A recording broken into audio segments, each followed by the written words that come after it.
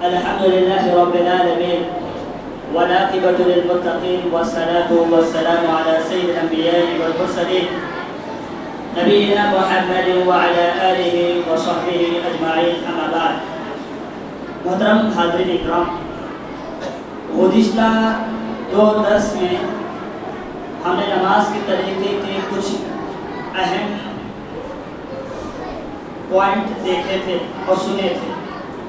میں نے سب سے پہلی بات اشارے میں ذکر کرتا ہوں، میں نے سب سے پہلے یہ بات ذکر کی کہ انسان جب نماز پڑھ رہا ہے تو سب سے اہم چیز ہوتی ہے نیت کرنا. اب نیت کا مطلب یہ نہیں ہے کہ بندہ زبان سے بولنا لگ جائے. نیت یہ دل کی ارادے کا نام ہے، دل میں ہونی چاہیے.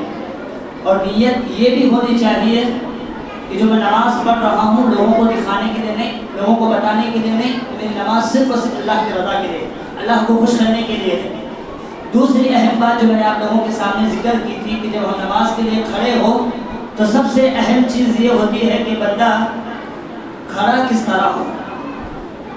ہاتھ اٹھانے کی کیفیت میں نے آپ لوگوں کے سامنے ذکر کی کہ ہاتھ اٹھانے کی کیفیت کے متعلق 2 باتیں ہیں. ایک، ہاتھ کندھے تک اٹھانا چاہیے، دوسرا کان تک اٹھانا چاہیے.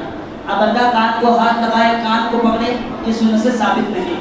اس کے بعد ہاتھ اٹھانے کے بعد ہاتھ باندھنے کا مسئلہ بڑا مسئلہ ہوتا ہے. میں نے ایک بات ذکر کی کہ اللہ کے نبی صلی اللہ علیہ وسلم کی واضح دلیل ہے، واضح حدیث ہے. حضرت عائشہ رضی اللہ عنہا بیان کرتی ہے کہ میں نے اللہ کے نبی صلی اللہ علیہ وسلم کو دیکھا وضع الیمنى علی اليسرى علی صدره، کہ اللہ کے نبی صلی اللہ علیہ وسلم نے اپنا سیدھا ہاتھ الٹے ہاتھ کے اوپر رکھا اور ان دونوں ہاتھوں کو کہاں رکھا؟ اپنے سینے پہ رکھا. اب آگے کا مسئلہ بہت اہم ہے. دیکھیے یہاں تک تو ہو گیا. اب اس کے بعد سورہ فاتحہ کو پڑھنے سے پہلے اللہ کے نبی صلی اللہ علیہ وسلم سے ایک دعا پڑھنا ثابت ہے. دعا 2 طرح کے ہیں، دونوں بھی ثابت ہے. پہلی جو دعا اللہ کے نبی صلی اللہ علیہ وسلم سے ثابت ہے، صحیح مسلم کی حدیث نمبر 598 دعا بڑی ہے، اللہ کے نبی صلی اللہ علیہ وسلم سے ثابت ہے. اللهم باعد بینی وبین خطایای کما باعدت بین المشرق والمغرب اللهم نقنی من خطایای کما ینقى الثوب الابیض من الدنس. بڑی لمبی حدیث ہے. سورہ فاتحہ کے پڑھنے سے پہلے اور اللہ اکبر بول کر ہاتھ باندھنے کے بعد اس دعا کو پڑھنا چاہیے. یہ پہلی حدیث، یہ پہلی دعا جو اللہ کے نبی سے ثابت ہے. ایک اور دعا ہے، اس دعا کو دعائے استفتاح کہتے ہیں، یعنی نماز شروع کرنے سے پہلے، قرات کرنے سے پہلے پڑھی جانے والی دعا. ایک اور دعا ہے جو ہمارے یہاں معاشرے میں بہت عام اور رائج ہے. وہ دعا کیا ہے؟ سبحانك اللهم وبحمدك وتبارك اسمك وتعالى جدك ولا اله غيرك. اب حدیثوں کا مطالعہ کریں گے، حدیثوں کو دیکھیں گے، کہیں بھی ثنا کا لفظ یوز نہیں. سبحانك اللهم یہ لفظ حدیث سے ثابت ہے. ثنا ادباً نہیں بولنا چاہیے. اللہ کے نبی صلی اللہ علیہ وسلم سے جتنی دعا، جتنے الفاظ کے ساتھ پڑھنا ثابت ہے، نمازوں میں اتنا ہی اور اتنے ہی الفاظ کے ساتھ پڑھنا چاہیے. جو حدیث ابو داؤد کی یہ حدیث ہے، حدیث نمبر 775 یعنی 775 یہ حدیث نمبر ہے. اور دعا سبحانک اللہم ہے، ثنا سبحانک اللہم ہے، سبحانک اللہم وبحمدک وتبارک اسمک وتعالی جدک ولا الہ غیرک. 2 دعا ہے، ایک اللہم باعد بینی وبین خطایای، دوسری دعا سبحانک اللہم وبحمدک وتبارک اسمک وتعالی جدک ولا الہ غیرک. آپ دونوں میں سے جو پڑھنا چاہیں آپ کی سہولت کے حساب سے پڑھ سکتے ہیں. آپ کو اگر پہلی دعا یاد ہے پہلی دعا پڑھیے، دوسری دعا یاد ہے دوسری دعا پڑھیے. اگر دونوں یاد ہے کبھی وہ پڑھ لیجیے کبھی یہ پڑھ لیجیے، کوئی مسئلہ نہیں. اب اس کے بعد کا ایک اہم مسئلہ ہے، بہت خاص مسئلہ ہے. ہمارے یہاں یہ مسئلہ عموماً پوچھا جاتا ہے اور بہت زیادہ پوچھا جاتا ہے کہ نماز میں سورہ فاتحہ پڑھنا ضروری ہے کیا؟ بہت کم وقت میں بہت اشارے میں ذکر کرتا ہوں. حالانکہ یہ مسئلے بڑے نازک ہے، تفصیل سے ذکر کرنے کے ہیں، کچھ بچ گیا تو انشاءاللہ کل کے درس میں ہم لوگ سنیں گے. سوال بہت زیادہ یہ پوچھا جاتا ہے کہ سورہ فاتحہ کا نماز میں پڑھنا کمپلسری ضروری ہے کیا؟ امام کے لیے بھی، پیچھے پڑھنے والے مقتدیوں کے لیے بھی کیا ضروری ہے کیا؟ بالکل ضروری ہے. اگر میں یہ کہوں تو غلط نہیں ہوں. اگر آپ سورہ فاتحہ نہیں پڑھتے ہیں، باقی سب دعائیں پڑھ رہے ہیں، باقی سب اذکار پڑھ رہے ہیں، سورہ فاتحہ نہیں پڑھی، آپ کی نماز قبول نہیں. یہ میں اپنی طرف سے نہیں، ہاں پیارے نبی صلی اللہ علیہ وسلم کا فرمان ہے. حدیث کیا ہے؟ صحیح بخاری کی حدیث، حدیث نمبر 756 یعنی 756 نمبر کی حدیث ہے۔ عبادہ بن صامت رضی اللہ عنہ راوی حدیث ہے، وہ کہتے ہیں اللہ کے رسول صلی اللہ علیہ وسلم نے بیان فرمایا لا صلاۃ لمن لم یقرأ بفاتحۃ الکتاب، اس شخص کی نماز نہیں قبول ہوگی جو سورہ فاتحہ نہیں پڑھتا۔ یعنی امام کے لیے جس طرح سورہ فاتحہ پڑھنا ضروری ہے، ویسے ہی پیچھے نماز میں جو کھڑے ہیں مقتدی ہیں ان کے لیے بھی سورہ فاتحہ پڑھنا ضروری ہے اور کمپلسری ہے۔ آپ اگر فجر کی نماز پڑھ رہے ہیں تو پیچھے آپ کو سورہ فاتحہ پڑھنا ضروری ہے۔ آپ ظہر کی 4 رکعت پڑھ رہے ہیں تو چاروں رکعت میں سورۃ الفاتحہ پڑھنا ضروری ہے۔ عصر پڑھ رہے ہیں، عصر میں بھی پڑھنا ضروری ہے۔ مغرب کی 3 رکعت پڑھ رہے ہیں، مغرب کی 3 رکعت میں بھی پڑھنا ضروری ہے۔ عشاء پڑھ رہے ہیں، عشاء میں بھی پڑھنا ضروری ہے۔ چاہے وہ نماز سری ہو یعنی ظہر اثر ہو جو خاموشی سے پڑھی جاتی ہے، چاہے وہ نماز ہو یا ظہری نماز یعنی فجر مغرب عشاء، کوئی بھی نماز ہو، جس طرح امام کے لیے سورہ فاتحہ پڑھنا ضروری ہے ویسے ہی پیچھے جو نمازی کھڑے ہیں نماز پڑھ رہے ہیں مقتدی سے کہتے ان کے لیے بھی پڑھنا ضروری ہے۔ ایک اور بات ہے بہت اہم ہے، ذکر کرتا ہوں۔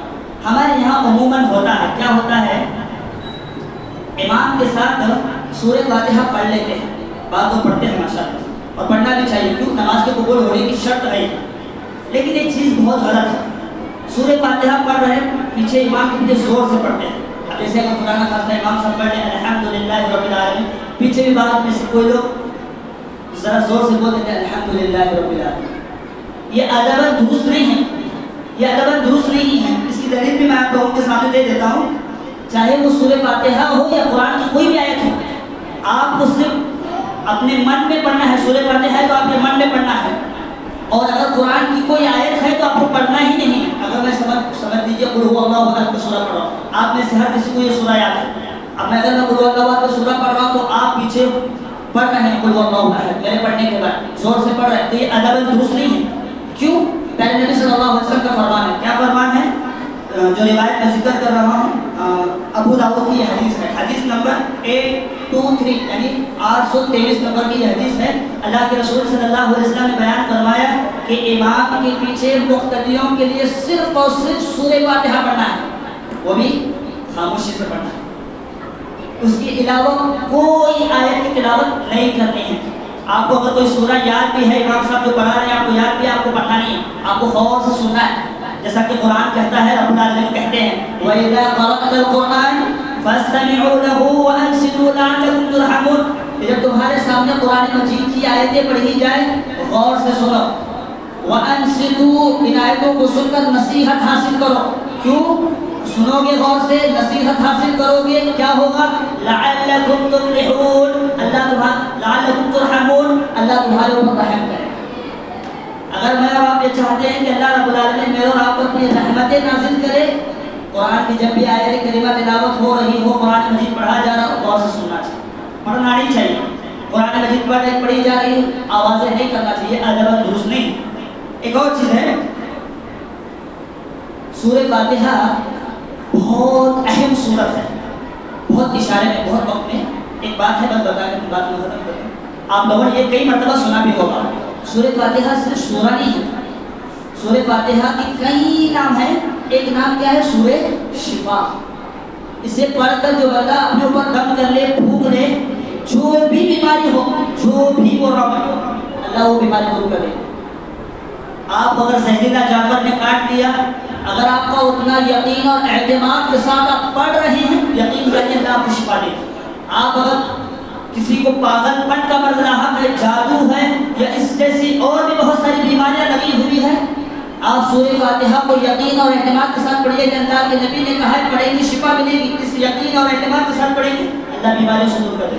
وہ واقعہ آپ لوگوں نے سنا ہوگا، ابو سعید خدری رضی اللہ عنہ کا واقعہ، وہ ایک مرتبہ کہیں جائے، لمبا واقعہ شارٹ کر کے بتا رہا ہوں۔ وہ ایک وقت جا رہے تھے، ایک علاقے میں پہنچے، وہاں کچھ خاندان والے آباد تھے، اس میں سے ایک شخص دوڑتا ہوا آیا اور کہنے لگا کہ ہمارے جو قبیلے کا سردار ہے اسے بچھو نے کاٹ لیا۔ بچھو زہریلا ہوتا ہے نا، بچھو زہریلا ہوتا ہے نا، اس نے کاٹ لیا اور آ کر ان سے کہا، تو ابو سعید خدری رضی اللہ عنہ نے کیا کیا؟ سورہ فاتحہ کو پڑھ کر دم کیا، اللہ رب العالمین نے شفا دے دی۔ اور آپ لوگوں نے واقعہ بھی سنا ہوگا، شیخ توصیف الرحمان حفظہ اللہ پاکستان کے بہت بڑے عالم دین ہیں، انہوں نے اپنا خود کا ایک واقعہ ذکر کیا، واقعہ بہت لمبا ہے، شارٹ بتاتا ہوں۔ واقعہ یہ ہے کہ ان کی ایک بیٹی تھی جس کو دل میں سوراخ تھا۔ دل میں سوراخ ہونا ایک بہت بڑی بیماری ہوتی ہے، بہت بڑی بیماری ہوتی ہے۔